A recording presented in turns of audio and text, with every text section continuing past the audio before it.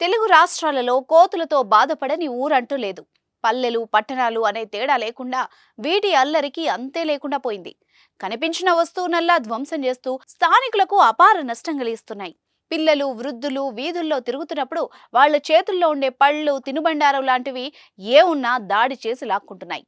మనం ప్రతిఘటిస్తే గాయపరుస్తాయి.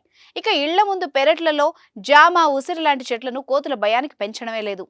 గతంలో అడవుల్లో ఉంటూ అప్పుడప్పుడు బయటకు వచ్చి పంట పొలాలపై దాడులు చేసే కోతులు ఇప్పుడు నివాస గృహాల మధ్య జీవనానికి అలవాటు పడి అడవుల్లోకి వెళ్లడమే మానేశాయి. కోతులను జనావాసాల్లోంచి పారదోలడానికి ఎన్ని ప్రయత్నాలు చేసినా ఆ ఊరి వారి ప్రయత్నాలు విఫలమే అయ్యాయి. అయితే కోతులతో బాగా ఇబ్బంది పడ్డ ఆ ఊరి వారు బాగా ఆలోచించి ఓ ఉపాయం కనుగొన్నారు. ఈ ఉపాయం ఫలించి కోతులు ఆ ప్రాంతం నుంచి పారిపోతున్నాయి. దీంతో వేరే ప్రాంతం వారు కూడా వారిని సలహాలు, సూచనలు అడుగుతున్నారు.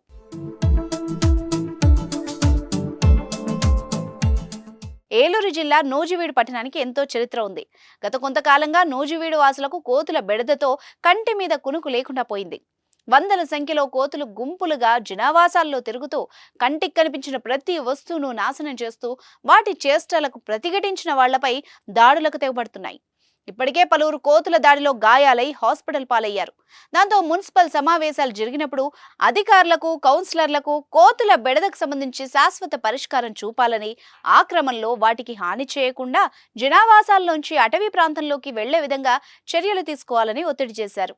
ఈ రకమైన ఫిర్యాదులు, ఒత్తిడి ఎక్కువగా రావడంతో బాగా ఆలోచించిన అధికారులు కోతులకు ఏ రకమైన హాని కలగకుండా అడవులకు పంపించే ఉపాయం చేశారు. ఇద్దరు వ్యక్తులకు ఎలుగుబంటి వేషధారణ వేసి కోతులు ఎక్కువగా సంచరించే జనావాస ప్రాంతాల్లో వాళ్లను ఉంచారు. కోతులు ఎలుగుబంటి వేషధారణలో ఉన్న వ్యక్తులను చూసి వాటికి ప్రమాదం కలుగుతుందన్న భయంతో అక్కడి నుంచి పరుగులు తీశాయి. అంతేగాక ఆ ప్రాంతం దరిదాపుల్లోకి సైతం వచ్చేందుకు సాహసం చేయడం లేదు. కొన్ని వానర సమూహాలు ఇప్పటికే భయపడి చుట్టుపక్కల అటవీ ప్రాంతాల్లోకి వెళ్లిపోయాయి. ఈ వినూత్న ఆలోచన సత్ఫలితాలు ఇవ్వడంతో ప్రజలు అధికారులను అభినందిస్తున్నారు.